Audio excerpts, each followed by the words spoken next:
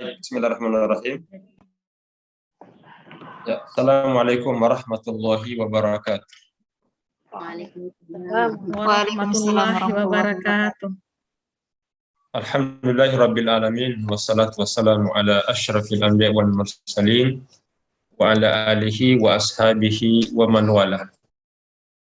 Allahumma anfa'na bima 'allamtana wa 'allimna ma yanfa'una wa zidna ilman. Ya, alhamdulillah dengan izin dan taufik dari Allah Azza wa Jalla pada kesempatan Kamis siang pagi hari ini kita dapat bersuah kembali dalam majelis ilmu, khususnya terkait dengan perkara utama dan perkara dasar dalam peribadatan kita kepada Allah Azza wa Jalla. Kesempatan kali ini seperti biasanya kita mengkaji tuntunan yang ada di dalam kitab Himpunan Putusan Tarjih, dan telah kita berada pada kitab Taharah. Seperti biasa saya meminta satu orang yang bisa membacakan dulu teksnya, teks Arab dari Himpunan Putusan ini. Ya, dipersilakan siapa yang bisa berinfak dengan ilmu bacaannya.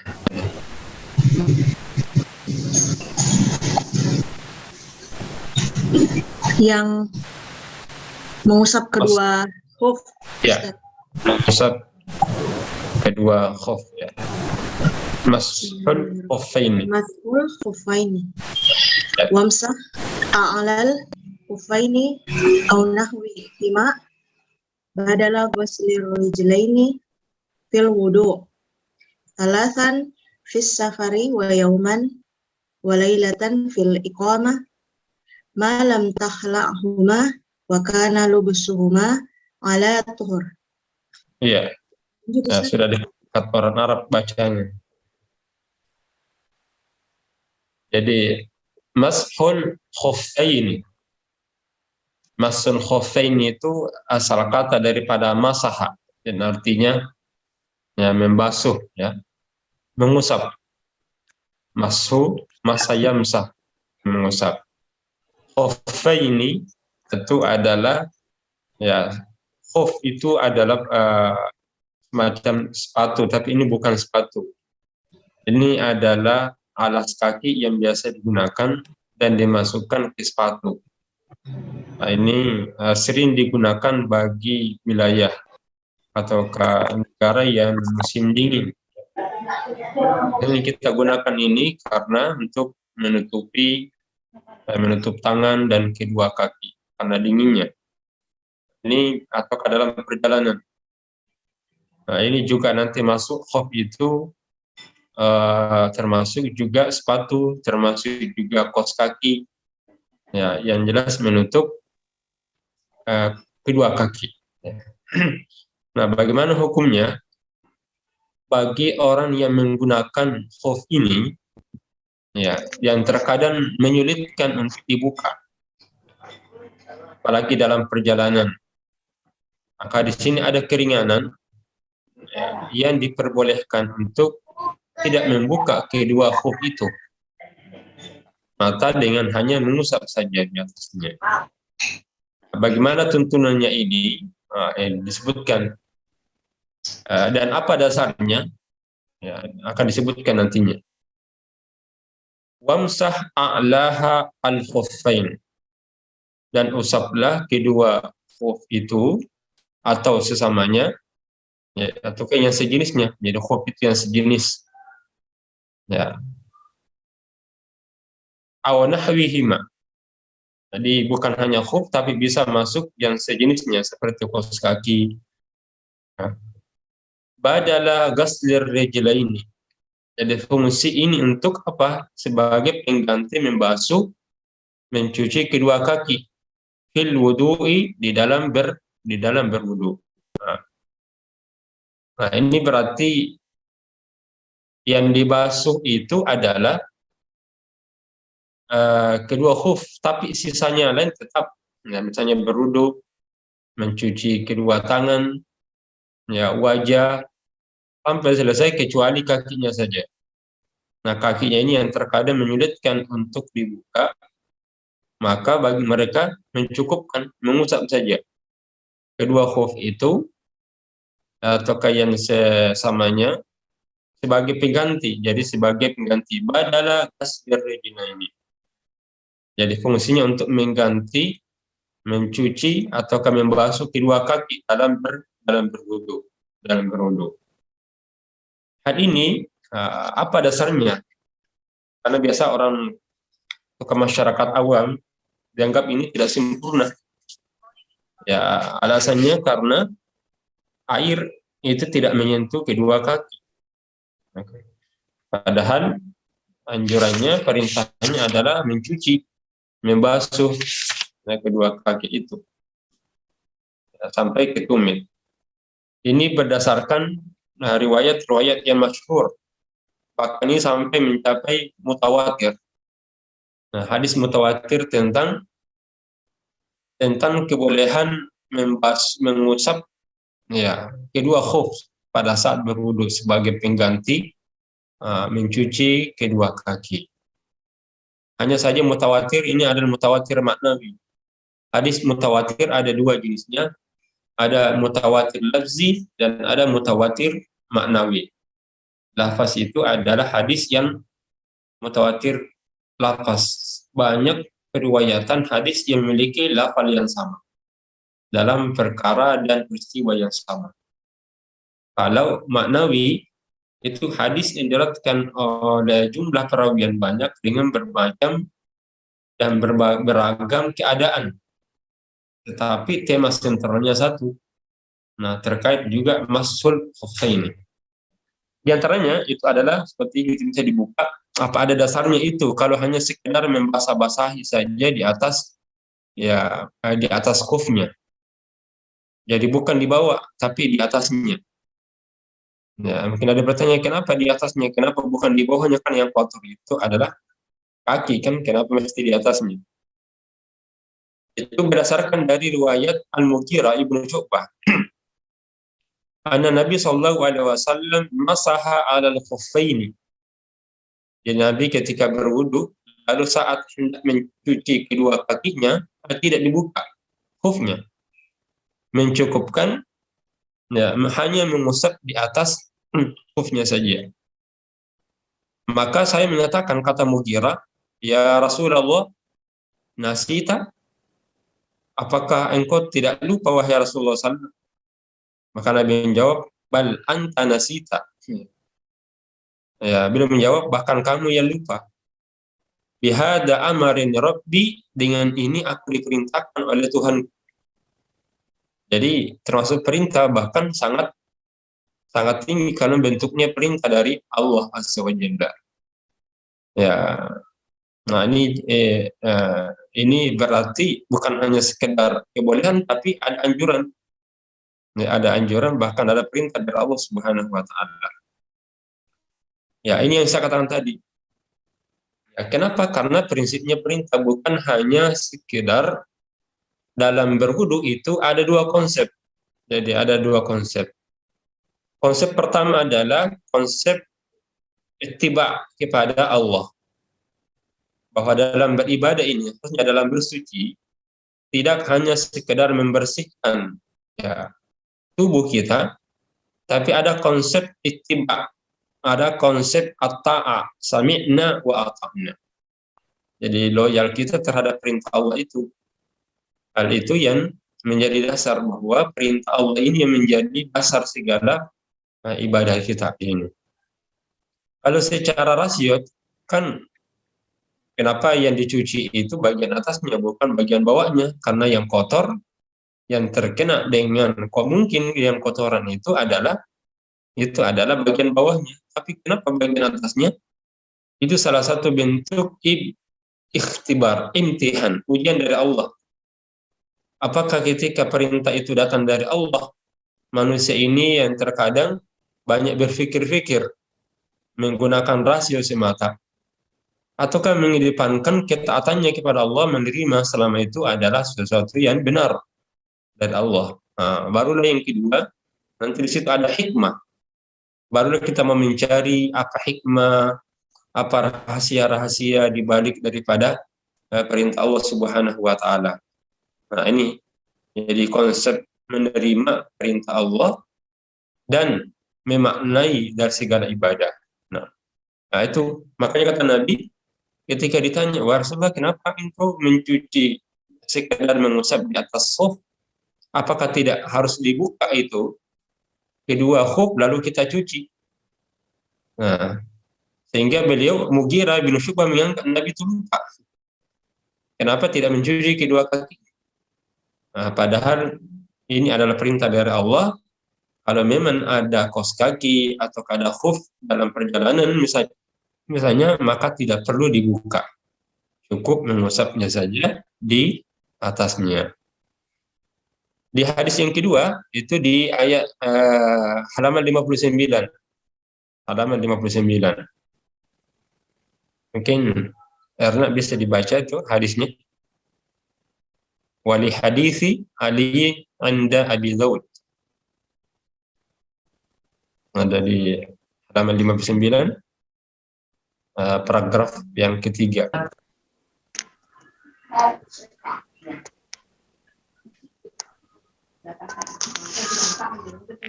Dalil yang dalil. Di hadis Ustaz yang nomor 23. Halaman 59, nomor yang ke-25, bagian kedua. Kan ada 25 itu. Iya, Ustaz. Wali hadisi Ali inda Abi Daud. Iya. Bismillahirrahmanirrahim. Wali hadisi Ali inda Abi Dawud wad-Daruqutni qala law kana ad-dinu bir-ra'yi lakana asfalul khuffi aula bil mashi min a'lahu. Laqad ra'aitu Rasulullah sallallahu alaihi wasallam yamsahu ala zahiri khuffaihi wa li hadits Bilal qala ra'aitu Rasulullah sallallahu alaihi wasallam yamsahu ala al-muqaini wal khimar. Ya, baik. Jadi ini penguatnya bahwa lautan ad-dinu bir-ra'yi, ya, kata Rasulullah SAW. Jadi jika agama itu mengikuti pendapat orang, jadi rasio, akalan saja, semata akal saja, lakana asfalul khuffi aula bil maski. Saya sebelah bawah khuf itu yang lebih berhak untuk diusap daripada atasnya. Ya, ini konsep yang kita sampaikan bahwa dalam mus ini itu adalah konsep ittiba, bahwa Nabi yang diperintah oleh Allah untuk cukup mengusap di atas khufnya. Nah, kenapa bukan di bagian bawahnya? Padahal itu yang butuh untuk dibersihkan. Ya. Maka ini karena konsepnya adalah memang bukan semata-mata ingin membersihkan, tapi semata-mata ketaatan kita dalam ibadah saat melaksanakan sholat itu yang butuh. Nah, inilah yang disebut dengan hikmah dan rahasia ibadah. Kenapa ada pengantar sebelum sholat? Ada wudhu, ada tayamum. Ya. Salah satunya adalah secara zahir memang untuk membersihkan. Kemudian kedua adalah kesiapan kita, kesiapan mental saat hendak melaksanakan ibadah utama, yaitu ibadah sholat. Maka kesiapan diri kita ini dibuktikan dalam bentuk itu. Bersiap diri dengan cara berwudu, bersiap diri dengan cara bertayamum. Padahal kalau kita lihat kan tayamum tidak memungkinkan untuk membersihkan dengan hanya debu saja. Bahkan debu-debu kecil bisa kita gunakan untuk bertayamum. Ya, ini artinya kan tidak elok juga kita langsung sholat, tidak ada pengantarnya. Walaupun kita sakit misalnya. Sama lah juga dengan ada kesiapan mental, fisik untuk bertawajuh kepada Allah Subhanahu wa taala. Dan itu sudah menjadi poin. Poin dalam beribadatan itu adalah adanya kesiapan fisik kita secara simbolis. Itu dibutuhkan juga. Kalau bahagian dari bukti ataukah bukti fisik ya yang disediakan akan kesiapan kita. Ya, dari hatilah harus terbuktikan dengan bentuk bahasa tubuh. Dalam bentuk apa? Nah, berwudu. Nah, kalau di sini untuk masuk khuffain cukup di atasnya. Baik, selanjutnya ya, salasan fis safari. Ini untuk 3 hari dalam perjalanan. Ya, wa yawman wa lailatan fil iqamah.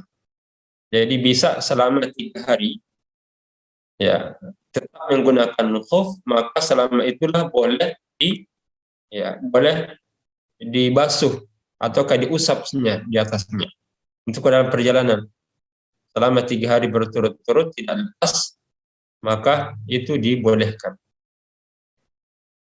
Tapi kalau itu perjalanan iqamah, cukup sehari semalam. Ya.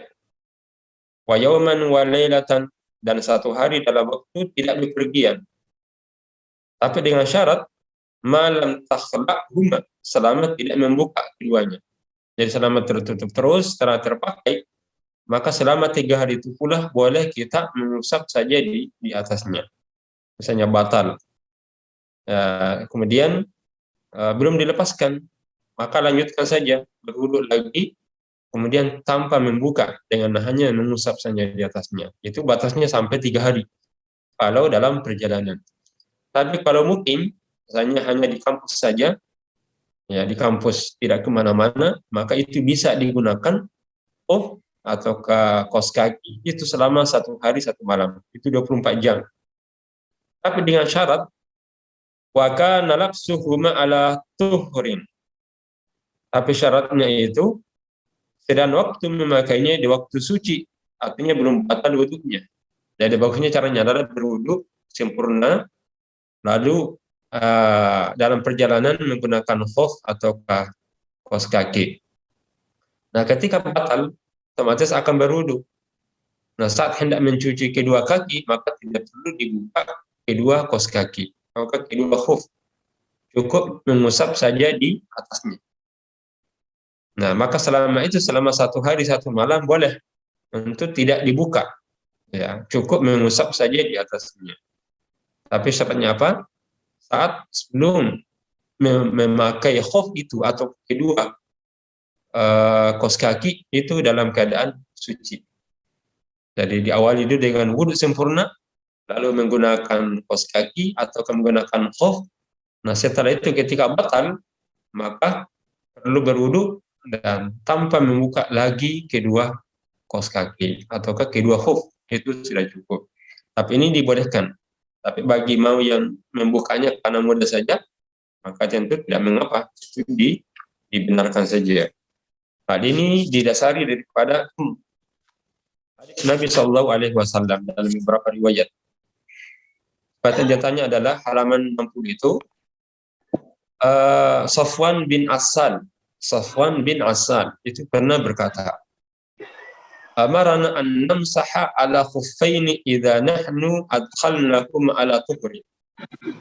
Jadi kami pernah diperintahkan oleh Nabi mengusap atas kedua khuf kalau kami memakai keduanya di waktu suci. Jadi kalau memang sebelumnya belum bersuci, langsung pakai khuf, maka otomatis tidak bisa digunakan itu. Maka caranya adalah ya buka sekalian, bersuci, berwudu secara sempurna. Akan mencuci kedua kaki, lalu gunakanlah khuf atau kaos kaki. Nah, setelah itu kalau batal, maka hendak berwudu lagi, maka tidak perlu lagi dibuka kedua kakinya ataukah kedua khufnya. Nah, itu yang dimaksud oleh Nabi SAW. Salasan idza safarna. Itu berapa hari jangka waktunya? Itu 3 hari. Ketika dalam perjalanan. Wa yawman wa lailatan idza aqamna. Nah, itu 1 hari 1 malam, itu 2 jam kalau dalam keadaan mukim, tidak dalam perjalanan. Wala nakhla'uhuma min ghaitin wala baulin wala naumin. Ya, selama kami itu tidak membuka keduanya karena membuang air besar atau air kecil ataukah karena tidur. illa min janabah. Kecuali kalau janabah. Nah, ini memang tidak bisa kecuali harus dibuka. Itu terkait dengan masul khauf. Ya. Kemudian kita lanjutkan ini ke al-hadath, ya, bagian yang kedua. Karena kita mengambil dua poin, mengusap kedua khuf ataupun kedua hadas. Jadi simpulannya untuk khuf ini, baik itu khuf itu adalah alas kaki khusus yang digunakan, itu mirip sepatu tapi bukan sepatu, bukan juga kaos kaki. Itu biasa digunakan oleh biasanya karena dingin. Nah, itu bisa di luar rumah, dalam rumah yang biasa banyak digunakan ini. Dan bisa juga kaos kaki. Ataukah memang sepatu tidak perlu dibuka selama kaki ini tidak tampak najis. Nah, tampak najis. Tapi kalau kelihatan najisnya, maka tentu ini tidak digunakan. Harus dibersihkan. Nah, sekarang masuk ke hadasnya. Sekarang bagaimana itu konsep hadas? Ya, silakan dilanjutkan. Ada yang bisa baca? Yang hendak berinfak dengan bacaannya. Bisa, saya lihat ini yang offline, terbuka Rahmawati, bisa dibaca. Al-hadas. Ya, bagus. Kayak ini kreatif juga, ini ada screen-nya.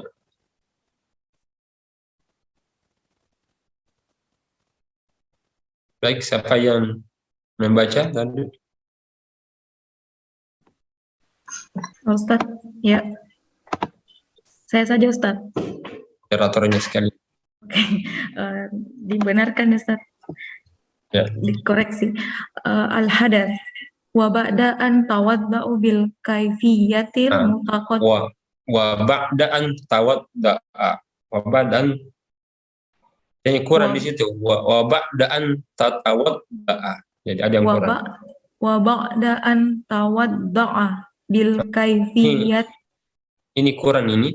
Dua kali tanya nih. Yang salah tulis ini. Oh. Wa ba'da an tatawadda'a. Tatawadda'a bil kaifiyatil mutaqaddimati fa anta tahhiru ma lam yakhruju minka syai'um min ahad. Kalau itu jimnya disukunkan ya.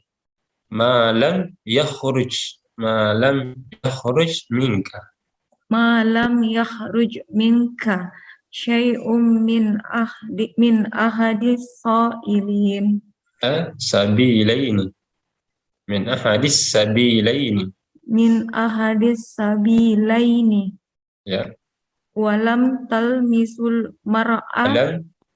Walam tulamisil mar'ata. Walam tulamisil mar'ah. Walam tamassa farjaka. Ya. Walam tanam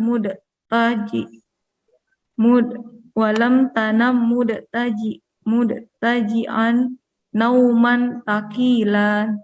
Iya. Ya, barakallahu fiik. Wa ba'da an tatawadda'a. Ini salah tulis mungkin yang di aplikasinya. Wa ba'da an tatawadda'a, dan setelah kamu berwudu. Ya, wa ba'da an tatawadda'a. Dan setelah kamu berwudu bil kaifiyatil mutaqaddimah, dengan cara-cara tersebut. Jadi setelah kita berwudu dengan cara wudu sebelumnya seperti yang kita kemukakan di atas, fa anta tahirun, maka kamu dalam keadaan suci. Jadi seseorang kalau sudah sempurnakan berwudunya, maka secara hukum dia sudah suci. Kapan batasan sucinya ini? Ma lam yakhruj minka syai'un min ahadis sabilaini. Ya, ma lam takhruj, ya, selagi belum ada yang keluar dari salah satu dari dua jalan. Jadi dua lubang ataukah dua jalan. Jadi malam takhruj. Jadi kalau kita berwudu berarti sudah suci. Ya.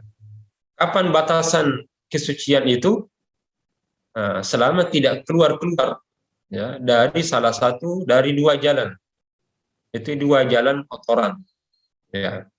Buang air kecil ataukah buang air besar. Ya. Buang air kecil atau buang air besar. Ahadus sabilain. Jadi ini masuk kencing ataukah juga sini kalau masuk di dalamnya adalah keluar angin. Ya. Apa kentut. Berarti yang menjadi pembatal wudu itu adalah yang keluar. Nah, nanti mungkin ada yang bertanya sebentar, karena banyak yang keluar. Ada keluar dari mulut, ya. Ada juga yang keluar dari hidung. Nah, ini batal ini. Apakah batal atau tidak? Atau keluar dari telinga. Orang Makassar bilang togiang, ya. Nah, apakah darah?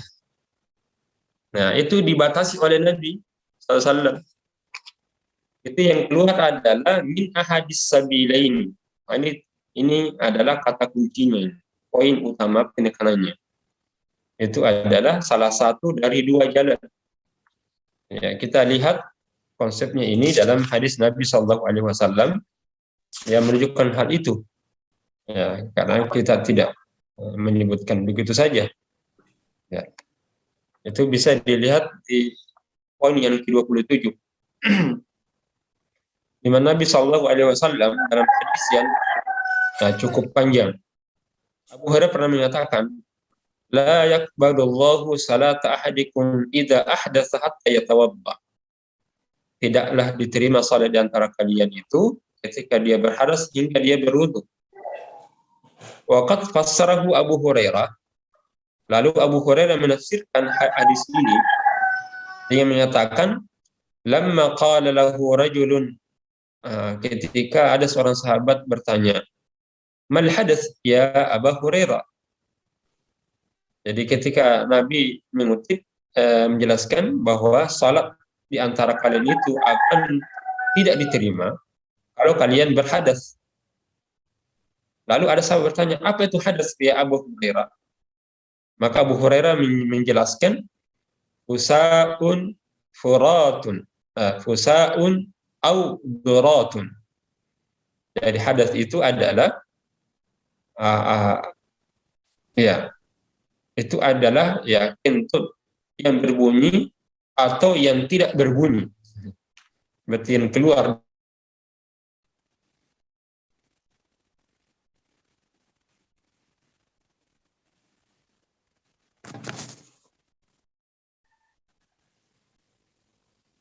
Nabi pernah menjelaskan, idza kana ahadukum fil masjid.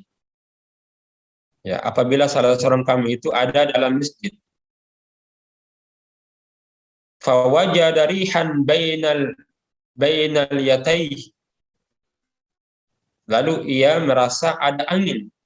Ya, ada angin di antara dua pantatnya itu. Fala yakhruj, maka janganlah ia keluar hatta yasma'a sautan, sehingga dia mendengarkan suara, au yajida rihan, atau mendapatkan bau. Jadi kriteria kentut itu, ya, apa ciri khasnya yang bisa membatalkan? Itu kalau keluar angin, kedengaran suaranya. Ya, ataukah mendapatkan adanya bau. Jadi kedengaran atau bau.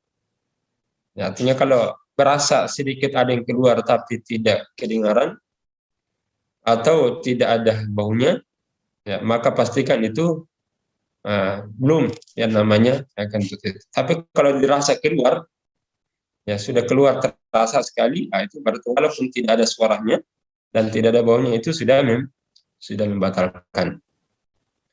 Ya, tapi kalau yang keluar dari dua bukan jalan itu, maka itu tidak membatalkan. Nah, tahu kalau bagaimana yang keluar dari farj? Nah, ini yang jadi perbedaan. Kan ada bukan dari tempat kencing, bukan juga tempat air ataukah tinja, tapi keluar dari kemaluan. Nah, keluar begitu saja. Nah, ini sini ulama bersilang pendapat, apakah itu membatalkan atau tidak. Panjang perdebatannya. Kalau Imam Syafi'i dan juga Hanabilah itu menganggap itu sudah batal. Sedangkan Malik dan Imam Abu Hanifah itu menyatakan tidak batal karena yang keluar itu adalah refleks saja, bukan sesuatu yang keluar dari fras, ya bukan dari dua jalan. Ini dikiaskan juga sesuatu yang keluar dari mulut menguap, ataukah keluar dari hidung, ataukah yang keluar dari berbentuk darah, itu tidak membatalkan. Ya, kalau Imam Syafi'i, sesuatu yang keluar dari badan itu termasuk darah, ya darah atau nanah itu bisa membatalkan. Tapi kalau ditarjih tidak, ini mengambil pendapat sesuai dengan yang kedua. Bahwa yang membatalkan itu adalah yang keluar dari dua jalur. Maka misalnya ada jerawat, itu tidak membatalkan. Misalnya meletus atau keluar darah, ada luka, itu tidak membatalkan. Yang membatalkan adalah yang keluar dari itu, dari dua jalan. Ya.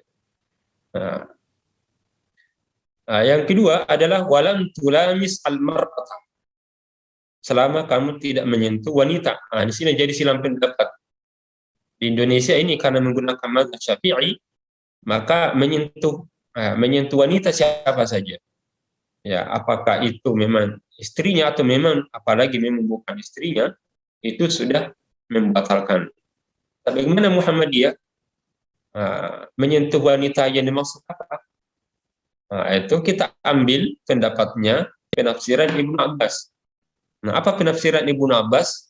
Itu bisa dilihat di halaman 62. Di halaman 62. Jadi kalau di halaman 62 itu yang saya gunakan ini, ya ini supaya kita tahu dalilnya, saya mungkin persilakan membaca. Nah, ini tidak ada di dalam catatannya, tapi dia ada dalam dalil yang nomor 28. Nomor 28.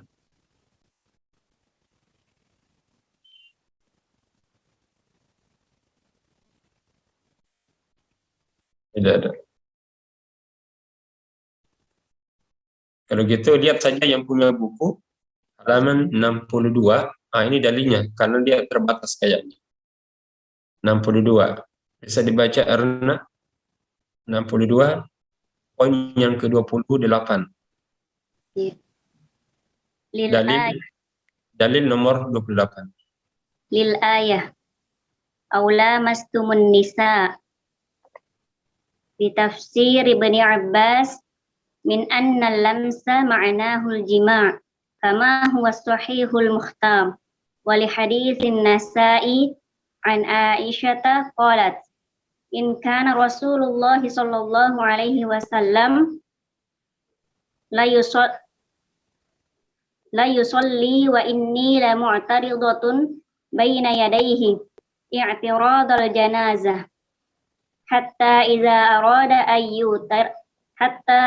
arada an yutira massani birijlihi wa isnaduhu sahih wa li hadithi Aisyah qalat faqadtu Rasulullah sallallahu alaihi wasallam lailatan minal firashi faltamastuhu fawada'tu yadayya ala batini qadamaihi al-hadith. Iya, baik. Ini yang sering sekali dipertanyakan setiap ke daerah, kemana-mana ini. Gimana Ustaz kalau menyentuh ini batal tidak? Karena terjadi silang pendapat memang oleh masyarakat bahwa kalau menyentuh saja laki-laki atau perempuan langsung batal. Nah, bagaimana pemahaman Muhammadiyah? Tidak batal. Tapi apa alasannya? Ini harus diperkuat. Harus diperkuat pemahaman kita dengan dalil. Karena ini kita di Indonesia, di Muhammadiyah menyelisihi mazhab utama. Itu mazhab Syafi'i, di mana Syafi'i menyatakan menyentuh wanita, baik itu suami atau apalagi bukan, itu membatalkan. Menyentuh apa saja? Artinya menyentuh kulitnya. Nah, sedangkan pemahaman Muhammadiyah itu tidak. Tapi harus diperkuat apa dalilnya sehingga kita bisa menjawab. Dalilnya adalah makna penafsiran aula mastumun nisa itu dengan penafsiran Ibnu Abbas. makna daripada alamastum itu apabila kamu sentuh wanita. Tafsir Ibnu Abbas menyatakan menyentuh itu min annal lamsa maknahu, bahwa menyentuh itu artinya al-jima'u. Ya, al-jima'u yang artinya apa? Bersetubuh. Kama huwa as-sahihu al-mukhtar. Itu menurut pendapat yang terpilih oleh ahli, ya, oleh ahli bahasa. Makna lamasa dalam bahasa Arab itu adalah identik dan kinayah daripada al-jima'. Kalimat lamasa. Bukan lamasa tapi panjang. Awla mastun. Ya. Itu yang pertama dalilnya kenapa kamu menyentuh perempuan itu tidak membatalkan, karena makna ayat lamastum itu adalah bukan hanya sekedar menyentuh, tetapi itu adalah bersetubuh. Kemudian hadis yang kedua yang menjadi dasar itu tidak membatalkan adalah ya, hadis Aisyah. In kana Rasulullah sallallahu alaihi wasallam yusalliya. Jadi Rasulullah SAW itu pernah salat dan aku ini berbaring di mukanya melintang seperti mayat. Jadi Nabi salat, kemudian istri beliau justru berbaring di hadapannya. I'tiradal jenazah, seperti melintang seperti mayat. Ya. Hatta idza arada an yutira, sehingga ketika beliau akan witir, nah ini salat malam, massani birijlihi, maka Nabi itu menyentuh aku dengan kakinya. Ya. Artinya bangun sembahyang. Ya. Ya, Nabi SAW ketika salat, istrinya masih tidur, ya Nabi itu Shallallahu Alaihi Wasallam beliau menyentuhnya. Artinya dibangun. Oh, makna bangun nah.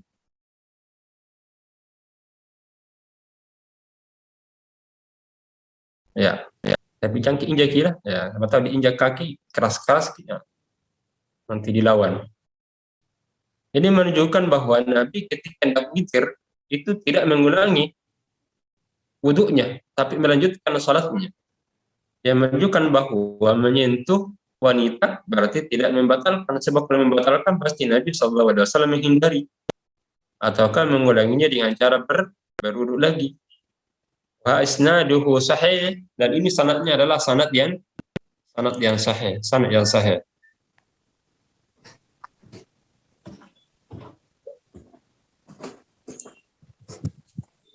Hadis dalil yang ketiga,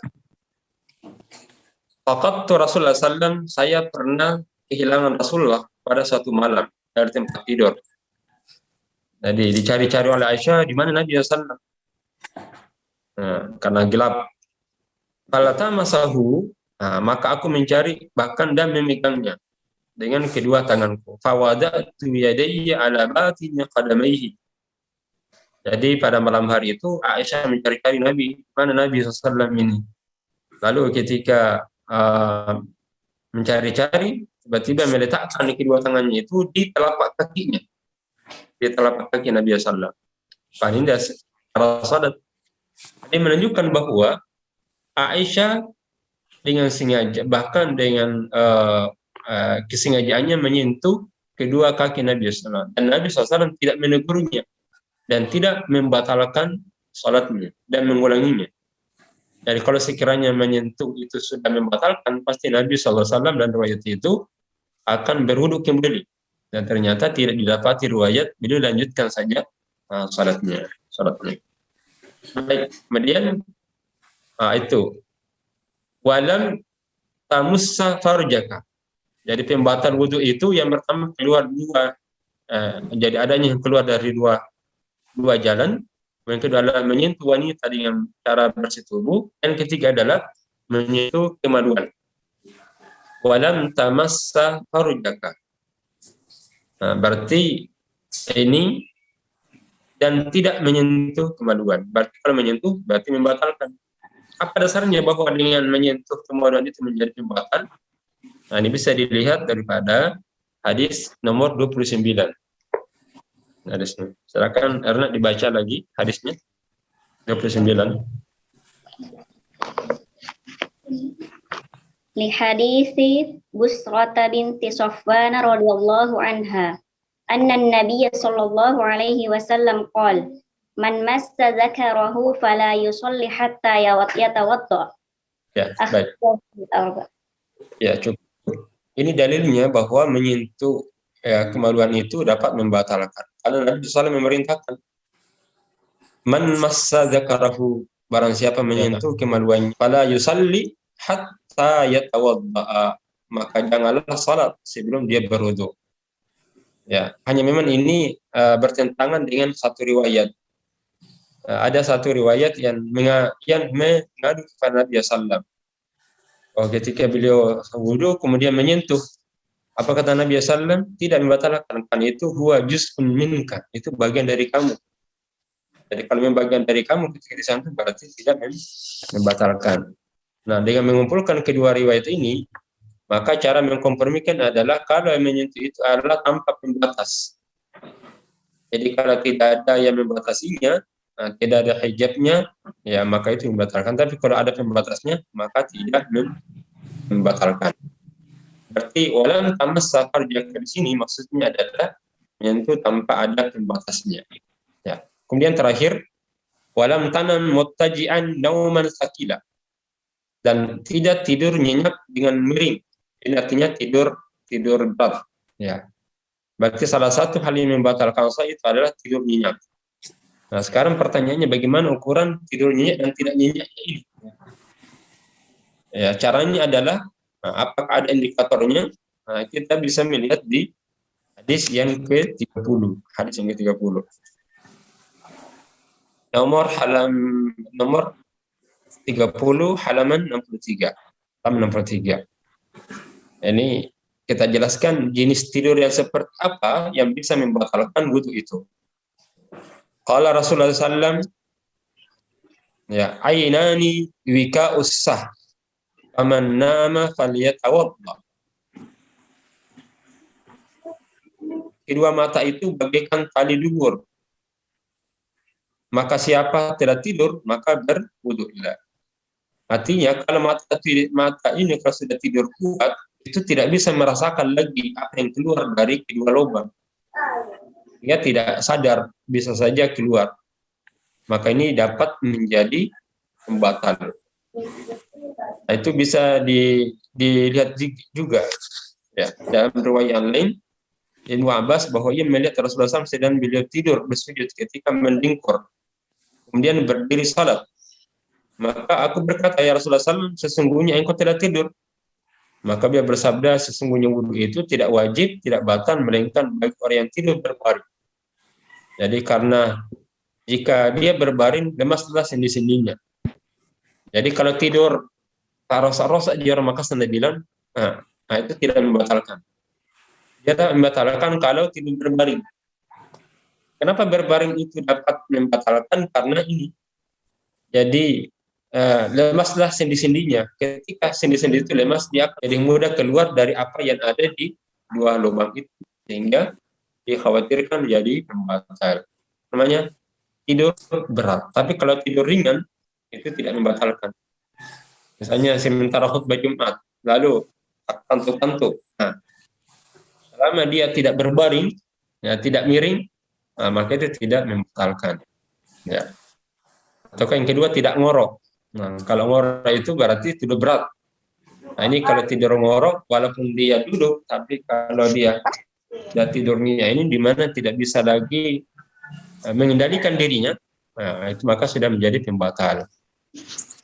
Baik, saya kira itu untuk sementara ya, kajian kita untuk dua poin ini, mengusap kedua khuf dan al-hadath. Lanjutkan untuk materi selanjutnya. Tadi itu ada di chat ya, terkait dengan ada yang bertanya, Ustadz. Ya, kembalikan dulu. Saya baca. Terima kasih Ustadz untuk penjelasan materi pagi hari ini. Kemudian ada yang ingin bertanya dari Ayunda Fitriani Nur Alam Sari. Beliau bertanya bahwa Afwan Ustadz mau memperjelas kembali. Jadi apa yang keluar dari farj yang tidak terdapat bunyi dan bau termasuk tidak membatalkan wudu. Apakah itu tidak membatalkan wudu? Syukran. Ya. Jadi tidak membatalkan wudu itu. Jadi kalau kan ada farj yang keluar, jadi bunyi yang keluar itu tidak membatalkan karena tidak keluar dari keluar yang biasanya. Kan yang dimaksudkan itu adalah ya buang air kecil dan air besar kan, ataukah tempat keluarnya kencing dan tempat keluarnya tai. Nah, masuk di sini juga angin bagian belakang. Tapi kalau dari farjnya ada bunyi itu tidak membatalkan. Tidak. Itu menurut apa yang kita telah bahas tadi, karena hadis Nabi SAW tadi itu adalah min ahadis sabilaini, dari dua jalan. Dua jalan yang mana itu? Dua jalan itu adalah tempat keluarnya kencing dan untuk buang air besarnya. Sebab kalau setiap keluar dari lubang, ya misalnya berarti mulut juga kan lubang itu, telinga juga lubang, kemudian hidung juga lubang. Padahal yang dimaksud oleh Nabi hanya dua saja, min ahadis sabilaini. Tapi ini saya katakan tadi itu silang pendapat. Kalau Syafi'i itu menganggapnya sudah batal. Tapi kalau saya lihat di fatwa ini, putusan ini tidak, karena yang dimaksud adalah dua jalan. Berarti jalannya air kencing dan jalannya kentut, ya, sehingga tidak membatalkan. Karena itu sifatnya tidak refleks saja keluar, ada refleks. Iya, Ustadz, saya lanjut kembali. Jadi kalau tidur nyenyak, ini dari Ayunda Hajrah. Jadi kalau tidur nyenyak sampai ngorok tapi tidak berbaring, itu apakah hal tersebut tidak membatalkan wudhu? Nah, mungkin keadaan berbaring ini juga Ustadz seringkali ditemukan kepada pemudik-pemudik kita yang misalnya dalam perjalanan pulang kampung seperti itu Ustadz, yang masih dalam kondisi sangat bersih sebelum naik ke kendaraan, biasanya seperti itu Ustadz, kemudian duduk di kereta api ataukah di kendaraan, di bus seperti itu, dan dia dalam kondisi duduk tapi tidur seperti itu, apakah ngoroknya ini terhitung kepada syarat-syarat membatalkan wudhu? Jadi intinya itu bukan berbaringnya saja, tapi penekanannya adalah kemampuan mengendalikan diri saat tidur. Jadi kalau tidur mampu dikendalikan diri itu tidak membatalkan. Tapi kalau dia tidur dan tidak mampu mengendalikan diri lagi, nah itu sudah batal. Misalnya ketika dia duduk lalu terjatuh lalu dia bangkit, itu berarti bisa mengendalikan. Tapi kalau dia tidur langsung ke bawah tidak sadar-sadar itu batal. Dia tidak naik Kan ada yang tidur duduk kan, ketika tertidur dia miring, jadi langsung bangun. Nah itu berarti tersadar dan bisa mengendalikan diri. Tapi ada juga ketika dia tidur kemudian langsung miring dan tidak mampu mengendalikannya, itu berarti sudah tidur nyenyak. Kan itu dia ngantuk kemudian tidur tidak bangun. Nah ini berarti tidur nyenyaknya. Sama kalau baring, ada orang baring tapi dia sadar-sadar, antara sadar dan tidak, maka baringnya ini tidak membatalkan. Misalnya namanya orang rutin sekedar itu saja baring-baring kan. Baring-baringnya ini ada yang baring setengah sadar, mampu mengendalikan dirinya ketika dia baring. Di mana ketika tidur nyenyak ataukah dia tidur terbangkit lagi. Tidur terbangkit lagi. Jadi intinya di situ adalah kemampuan mengendalikan diri saat tidur. Apakah dia berbaring atau tidak. Sama kalau berbaring, sama dia kalau dalam perjalanan. Ternyata dia duduk dan itu tidur pulas. Nah ini otomatis sudah membatalkan. Kenapa? Dia tidak mampu lagi mengendalikan dirinya pada saat dia tidur. Itu loh. Jadi intinya adalah tidur pulas. Apakah dia duduk ataukah dia berbaring, nah itu membatalkan.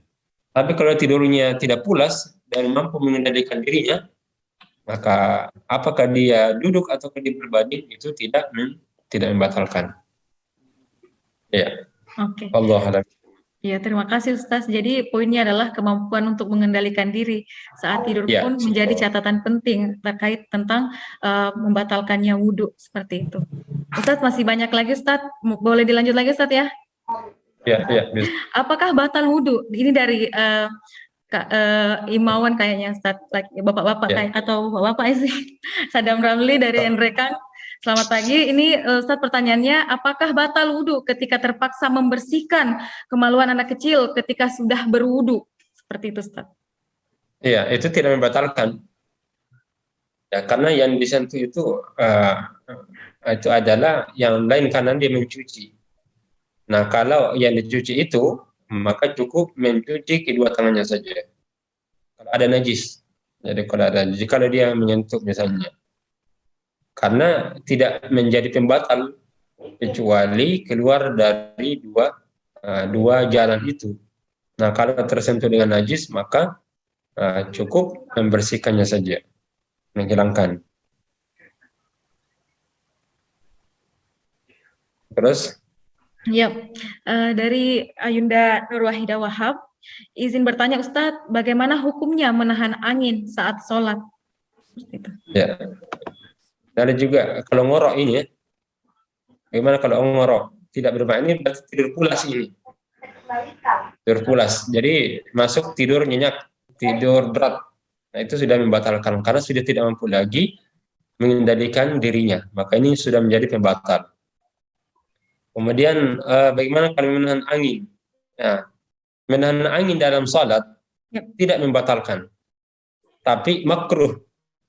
Kenapa? Karena itu mengurangi nilai daripada nilai kekhusyuan, tapi tidak batal salatnya. Yang membatalkan itu adalah saat keluar dari dua jalan. Dan menahan ini tidak keluar dari dua jalan tadi, sehingga menahan ketika dalam salat itu tidak membatalkan, tetapi hukumnya makruh, artinya tidak disukai. Tapi kalau itu dilakukan, maka salatnya sah. Oke. Ya, baik itu. Oke, ya Ustadz, ini kembali lagi kepada hukuf tadi Ustadz, terima kasih tadi sudah merespon segala pertanyaan yang ingin saya sampai memperlihatkan Ustadz seperti apakah hukuf yang dimaksud seperti ini? Ya, ini. Ya, ini karena sering ditemukan waktu umroh atau haji Ustadz ya. Saya juga pengalamannya adalah saya pernah melihat mereka jemaah lain bersuci menggunakan huf dengan huf itu, tapi masih belum ada banyak ilmu waktu itu Ustadz, jadi terkadang kita ragu Ustadz untuk mengikuti seperti ini Ustadz. Iya, ini saya biasa gunakan ini waktu saya kuliah dulu di Pakistan ini. Tapi yang pertama tadi, coba perlihatkan dulu.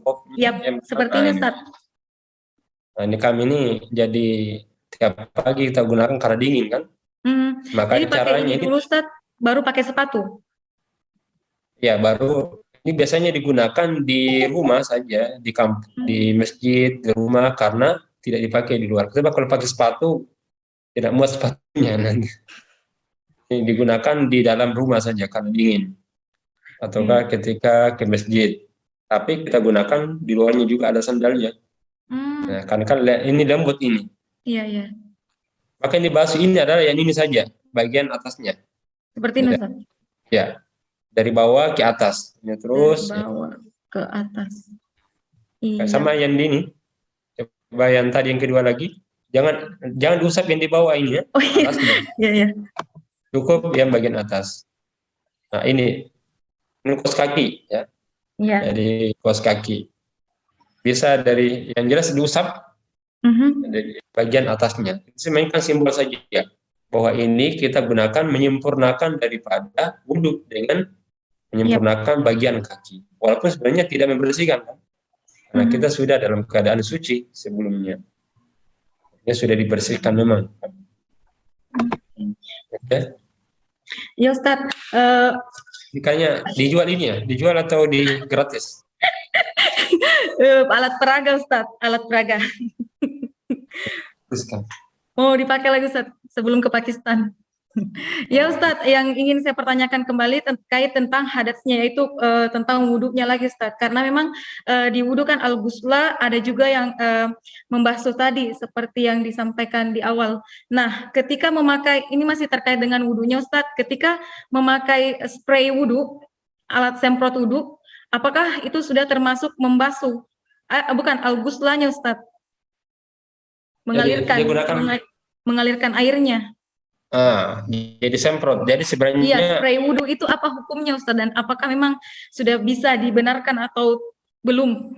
Seperti itu, pada Ustaz. Terima intinya kasih. di situ adalah ilatnya berwudu adalah membasuh seluruh anggota anggota wudhu, ya, anggota wudhu.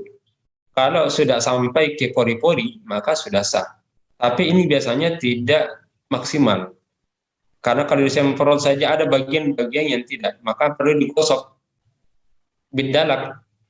Maka tuntunannya adalah bukan hanya sekedar menyirami saja, tapi perlu menggosoknya supaya air itulah kena semua ya pori-pori. Makanya kalau mata ini harus digosok juga. Kalau hanya disiram-siram saja dan ada bagian tidak kena, bisa jadi pembatal wudhunya. Dan itu diancam oleh Nabi. Wailul lil aqab minan nar. Neraka wail bagi bagian anggota wudhu yang tidak terkena oleh air. Jadi kalau misalnya menggunakan dan sudah terpenuhi basah semuanya dengan memastikannya maka sudah sah.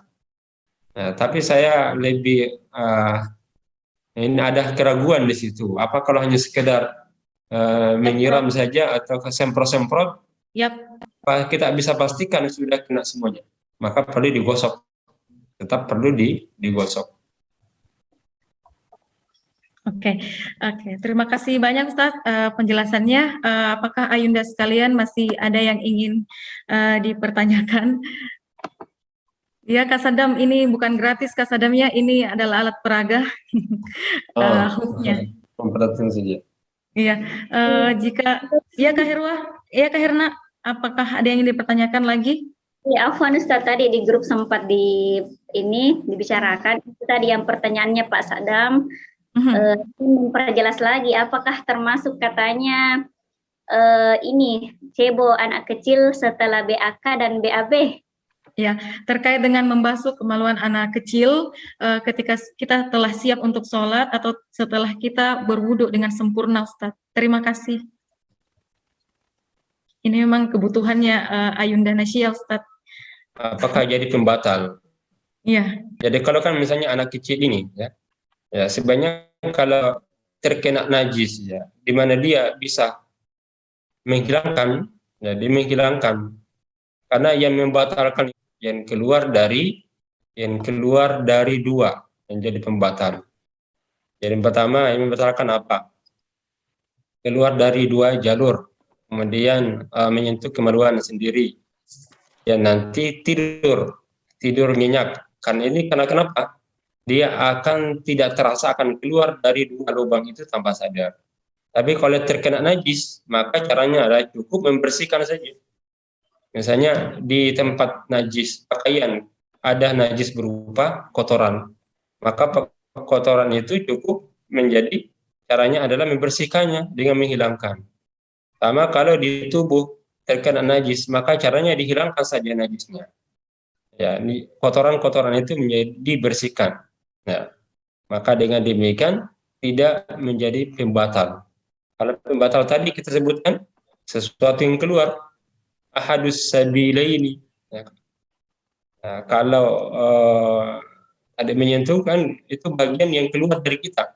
Sedangkan yang keluar dari luar menyentuh cukup membersihkan saja, menghilangkan kotorannya.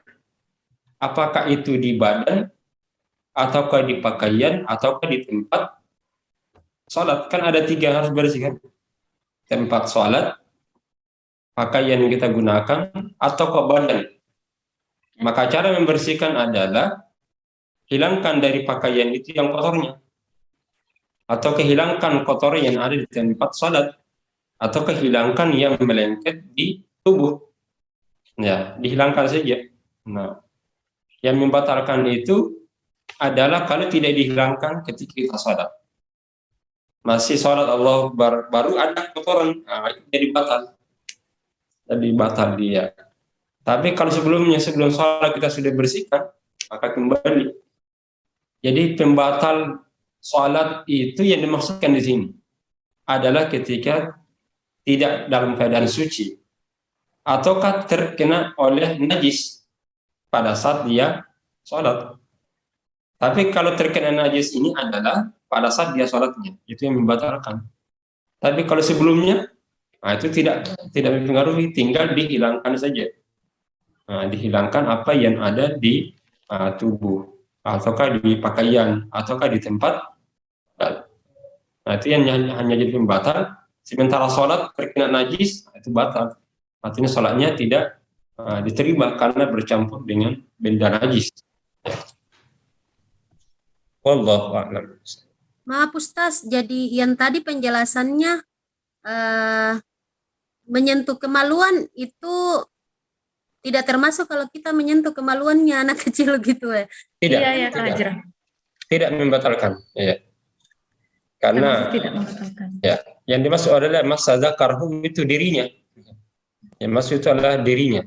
Ya. Tapi kalau kemaluan anak kecil itu tidak.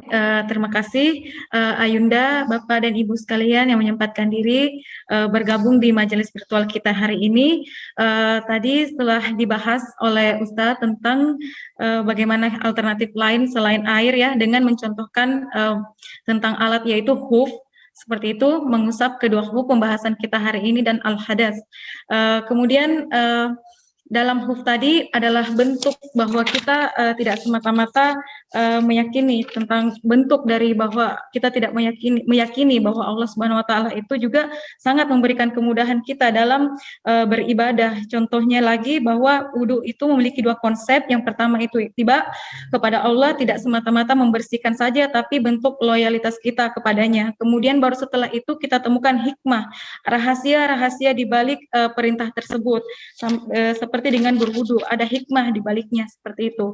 Nah, kemudian telah banyak tadi diulas dari pengejawantahan al-hadas itu sendiri, ada pengetahuan lain lagi yang mungkin selama ini kita tidak konsen terhadapnya, seperti bagaimana tentang setelah kita sudah siap wudu, setelah kita siap sholat dan telah sempurna wudunya, kemudian karena kita menyentuh kemaluan anak kecil atau anak kita sendiri, hal itu termasuk tidak membatalkan, hanya saja perlu dibersihkan agar lebih siap kondisi fisik dan mentalnya lagi untuk beribadah seperti itu.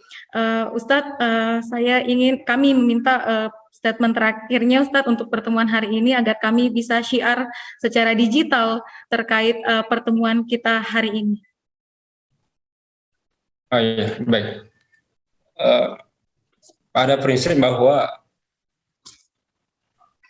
ya, pribadi yang siap itulah yang akan dihargai oleh Allah Subhanahu wa taala di dalam peribadatannya.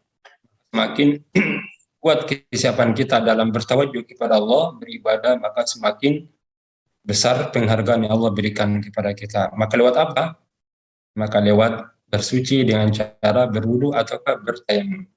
Kemudian kedua, agama itu bukan agama akal-akalan, tapi adalah agama yang diwajibkan oleh Allah dengan menerima segala bentuk perintah. Dan inilah nilai ketaatan tinggi kepada Allah adalah saat mengawali segalanya dengan dasar perintah Allah. Kemudian kedua, bahwa semua yang Allah perintahkan itu ada maslahat yang ada di dalamnya.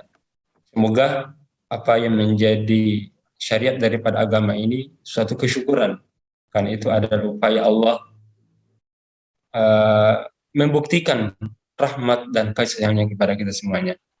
Demikian, nasrul minallah fatun qarib wa basyiril mu'minin. Assalamualaikum warahmatullahi wabarakatuh. Waalaikumsalam warahmatullahi wabarakatuh.